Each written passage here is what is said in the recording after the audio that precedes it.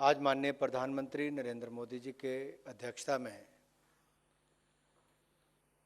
Cabinet की बैठक भी हुई और मुझे बताते हुए प्रसन्नता है कि 9 वर्ष सेवा, सुशासन और गरीब कल्याण के मोदी सरकार ने पूरे किए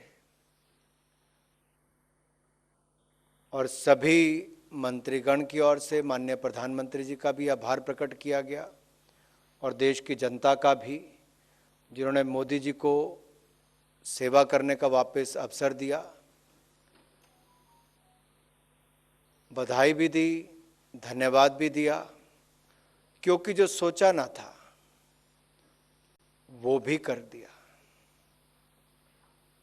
3.5 करोड़ से ज़्यादा पक्के मकान गरीबों को बनाकर दे दिए।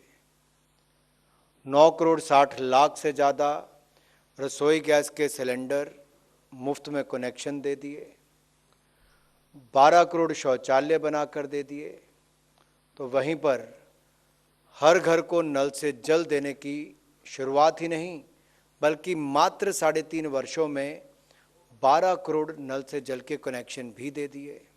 दुनिया की सबसे बड़ी हेल्थ केयर स्कीम, 60 करोड़ लोगों को 5 लाख का इलाज, वो भी सफलतापूर्वक चल रही है। कोविड के समय 2 वैक्सीन बनाई तो 220 करोड़ वैक्सीन मुफ्त में लगाने का काम भी किया। 160 देशों को वैक्सीन मैत्री के अंतर्गत अगर वैक्सीन पहुंचाने का काम किया, तो वहीं पर आत्मनिर्भर भारत के संकल्प को आगे बढ़ाते हुए 1 लाख करोड़ से ज़्यादा का रक्षा उत्पादन, जो रक्षण डिफेंस प्रोडक्ट्स है, वहीं पे मैन्युफैक्चर किए, एक्सपोर्ट किया, जो पिछले वर्ष से 58% ज़्यादा है। निर्यात रिकॉर्ड स्तर पर है और यही नहीं, फॉर्मल सेक्टर में 1 करोड़ 15 लाख जॉब्स वहाँ मिलना EPFO के डेटा के अनुसार। और भारत आज दुनिया की सबसे तेज़ी से बढ़ने वाली बड़ी अर्थव्यवस्थाओं में से एक, और कहाँ हम 9 साल पहले लड़खड़ाती, चरमराती अर्थव्यवस्था के रूप में कहा जाता था, आज दुनिया की 5वीं सबसे बड़ी अर्थव्यवस्था बने हैं। ये सब माननीय प्रधानमंत्री जी के नेतृत्व में हुआ। इसके लिए जहाँ एक और हमने प्रधानमंत्री जी का आभार प्रकट किया, वहीं देश की जनता का भी आभार प्रकट किया। जो निर्णय आज की कैबिनेट में लिए गए, पहला सहकारिता के क्षेत्र से है। कोऑपरेटिव सेक्टर देश में था तो, लेकिन महत्व इसको ज़्यादा मिले सहकार से समृद्धि, इस सोच को लेकर माननीय प्रधानमंत्री जी ने जो शुरुआत की, उसी को आगे बढ़ाते हुए सहकारिता मंत्रालय का गठन किया गया।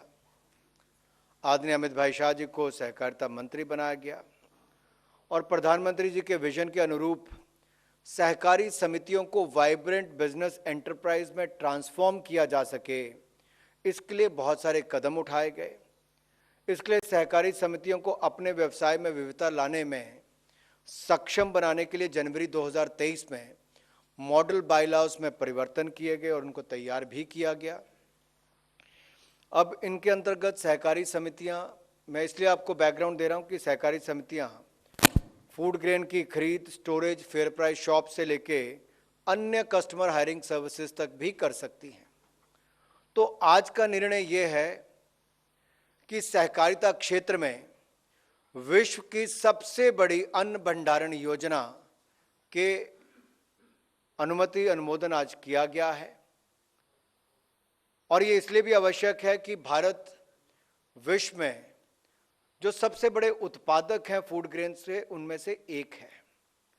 अंतर्राष्ट्रीय स्तर पर सभी बड़े उत्पादक, चाहे China, USA, Brazil, Argentina, Russia, इन सब के पास अपने उत्पादन से ज़्यादा भंडारण की क्षमता है। जितना उत्पादन उससे ज़्यादा भंडारण की क्षमता इनके पास है। लेकिन भारत में जितनी पैदावार है उसके मुकाबले केवल 47% की भंडारण की क्षमता है। अब हम सहकारिता के क्षेत्र में विश्व की सबसे बड़ी भंडारण योजना की शुरुआत करने जा रहे हैं। अभी तक कुल मिलाकर 1450 लाख टन भंडारण की क्षमता है। अब 700 लाख टन भंडारण की क्षमता सहकारिता के क्षेत्र में शुरू होगी। भारत में कुल मिलाकर देखा जाए तो 3100 लाख टन फूड ग्रेन्स की पैदावार होती है। और सबसे बड़ी समस्या यह है कि जो वैल्यूएबल फूड ग्रेन्स हैं वो नष्ट इसलिए भी हो जाते हैं कि भंडारण की क्षमता नहीं होती, ट्रांसपोर्टेशन में खराब हो जाते हैं, और किसानों को भी उचित दाम अगर लगता है कि 15 दिन बाद, महीने बाद मिल सकते हैं, लेकिन भंडारण की क्षमता नहीं है तो उसको भी बेचना ही पड़ता था। अब इससे फर्क क्या पड़ेगा? ये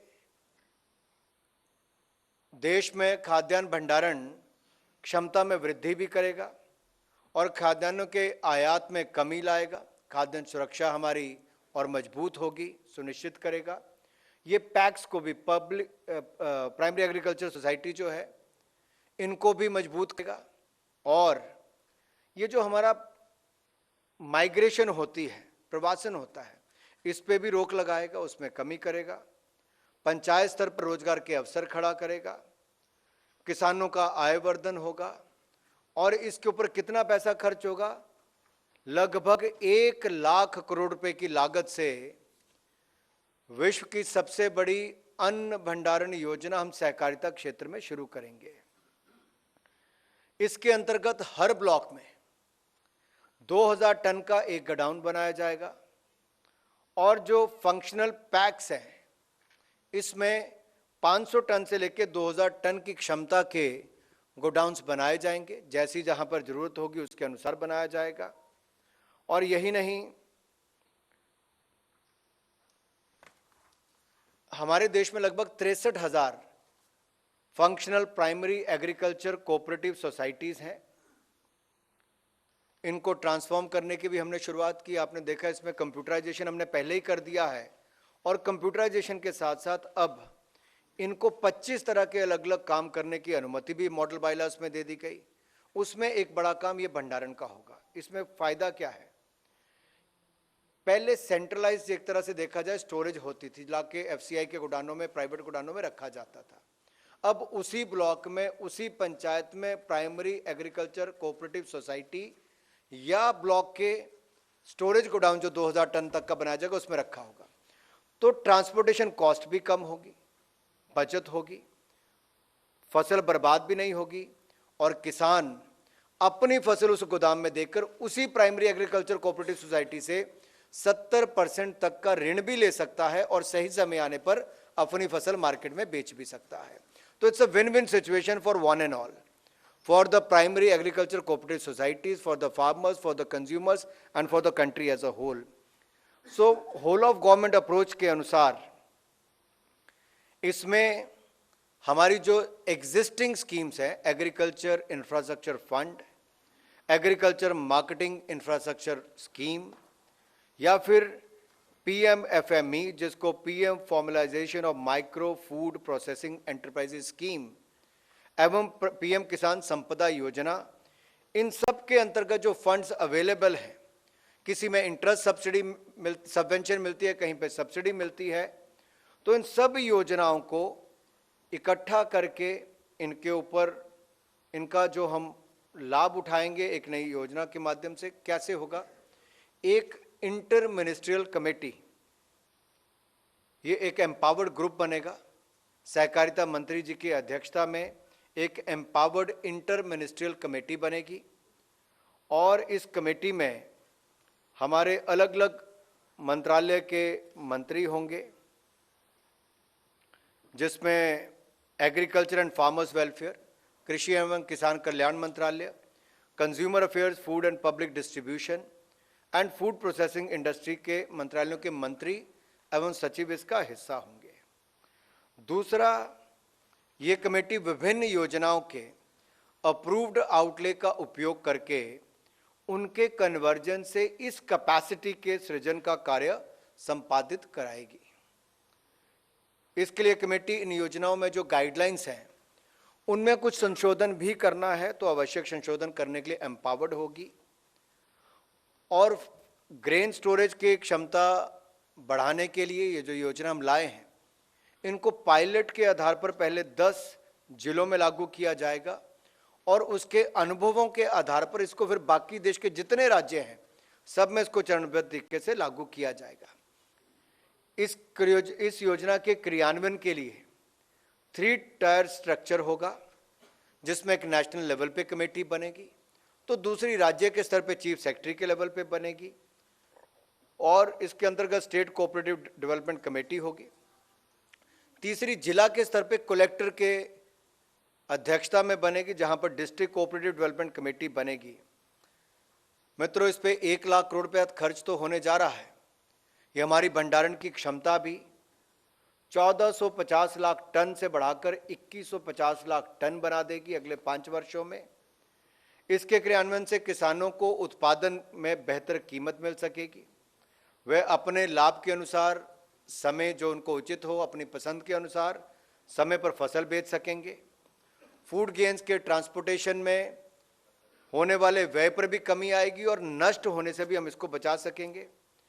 स्टोरेज के अभाव में जो फूड ग्रेन्स की बर्बादी होती थी उसको भी रोकेंगे और यही नहीं, देश की फूड सिक्योरिटी को भी सुदृढ़ करेंगे।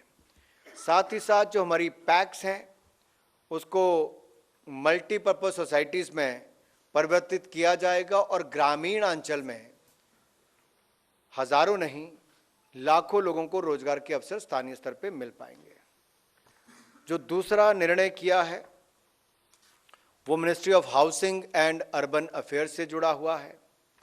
स्मार्ट सिटीज के बारे में आप जानते हैं और स्मार्ट सिटीज के अंतर्गत सन 2018 में city investments to innovate, integrate and sustain CITIIS 1.0 कार्यक्रम प्रारंभ किया गया था, जिसके अंतर्गत उस समय 12 चयनित शहरों में smart schools, green mobility corridor, biodiversity park आदि जैसे इनोवेटिव इंफ्रास्ट्रक्चर प्रोजेक्ट्स क्रियान्वित किए जा रहे हैं।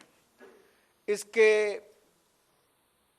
जो ये कार्यक्रम चल रहा है, अब इसके चलते आज city investments to innovate, integrate and sustain CITIIS 2.0 शुरू करने की घोषणा की गई है, निर्णय किया गया है। इसके कंपोनेंट्स CITIIS 1.0 की तरह 3 कंपोनेंट ही रहेंगे, लेकिन इसके ऊपर खर्चा जो है वो 1866 करोड़ रुपए इसके ऊपर खर्चा आएगा। अब ये 3 कंपोनेंट्स में पहले कंपोनेंट के अंतर्गत कंपटीशन के आधार पर 18 शहरों का चयन किया जाएगा और इन शहरों में सर्कुलर इकोनॉमी से संबंधित प्रोजेक्ट्स, जिसमें इंटीग्रेटेड वेस्ट मैनेजमेंट को फोकस किया जाएगा और इसके लिए फंडिंग भी उपलब्ध करवाई जाएगी। किसी भी प्रोजेक्ट के लिए या राज्य की सरकार या local body, urban local body, वो 20% पैसा देगी, भारत सरकार 80% पैसा देगी। पहाड़ी राज्य एवं नॉर्थ ईस्ट के राज्यों में 10% वो देंगे, 90% भारत सरकार पैसा देगी। और दूसरे कंपोनेंट के अंतर्गत राज्य सरकारों द्वारा स्टेट क्लाइमेट सेंटर और climate data observatories, climate action plan आदि जैसे स्टेट लेवल क्लाइमेट इनिशिएटिव्स को इंप्लीमेंट किया जाएगा।